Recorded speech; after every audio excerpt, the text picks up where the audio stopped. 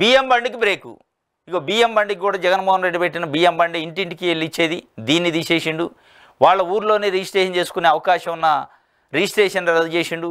గ్రామ వాలంటరీ వ్యవస్థ అసలు ఉందో లేదో తెలియని పరిస్థితి. ఇగో ఇట్లాంటివన్నీ తీస్తున్న పరిస్థితి. మరి అంబేద్కర్ విగ్రహానికి కూడా ఇదే అప్లై చేసుకుంటారో తెలియదు. దేశం మెచ్చిన ఎండియూలకు కూటమి ప్రభుత్వం మంగళం, పేదలకు మేలు చేస్తున్న పథకం రద్దుకు తాపత్రయం, అదనపు భారం అనవసర ఖర్చు అంటూ సాకులు, డిపోలకు వెళ్లి బియ్యం ఎందుకు తెచ్చుకోలేరంటూ వినియోగదారులకు ఎదురు ప్రశ్న.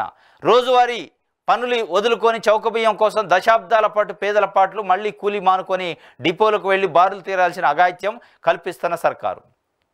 9260 ఎండియు ఆపరేటర్లు, అదనంగా 1000 మంది సహాయకులు ఉపాధి ప్రశ్నార్థకం. ఎండియు వాహనాల్లో అక్రమంగా రేషన్ తరలిస్తున్నారంటూ ప్రభుత్వ పెద్దల అబండాలు. బియ్యం బండికి బ్రేకు. దీనికి అనేక రకాల కారణాలు చెబుతున్నాం. అనవసరమైన ఖర్చు అట. ఏంటి అనవసరమైన ఖర్చు? దేనికి అనవసరమైన ఖర్చు? పేద ప్రజలకు సంబంధించి సర్వీస్ చేస్తే అనవసరమైన ఖర్చా? పెద్దలు పెత్తందారులు పెట్టుబడిదారులకు చేస్తే అది అవసరమైన ఖర్చు. మీకు ఏది అనవసరం అయినది, ఏది అవసరమైంది అంటే పేద ప్రజల కడుపు నింపితే, పేద ప్రజల గడప దగ్గరికి పరిపాలన తీసుకుపోతే అనవసరమైన ఖర్చు అట. మీరు అమెరికాలు పోయి, ఇజ్రాయెల్ పోయి, ఆస్ట్రేలియాలు పోయి, జపాన్ పోయి, మలేషియా పోయి, సింగపూర్ పోయి పెట్టుబడుల కోసమని వందల వేల కోట్లు ఖర్చులు పెట్టి గ్రూపులకు పోతే అది ఏం ఖర్చు? అది అనవసరమైన ఖర్చు కాదా? ఇది అనవసరమైన ఖర్చు. మన కోట్లేసిన ప్రజలకి సేవ చేయటం అనవసరమైన ఖర్చు. మన కోట్లేసిన ప్రజలు కన్వీనియంట్గా ఉండడానికి వాళ్ళ గ్రామంలోని అన్ని సేవలను అందించే అనవసరమైన ఖర్చు కింద ఇప్పుడున్న ప్రభుత్వానికి కనపడుతుంది.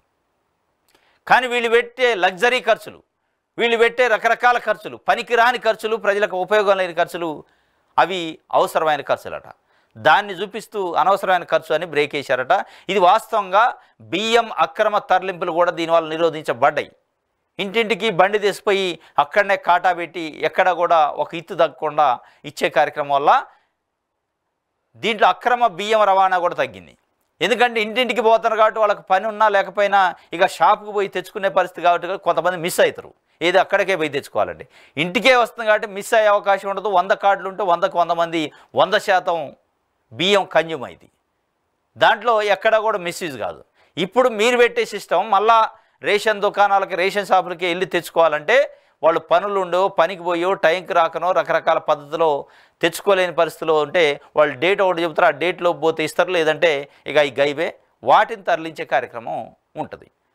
మరి ఇదంతా చూస్తే మళ్ళీ బియ్యాన్ని తెలుగుదేశం పార్టీ కార్యకర్తలు, తెలుగుదేశం పార్టీ నాయకుల చేతిలో పెట్టి వాళ్ళు బ్లాక్ దందా చేసుకోవడానికి ఒక అవకాశం ఇస్తాడా అనేది అర్థం కాని పరిస్థితి.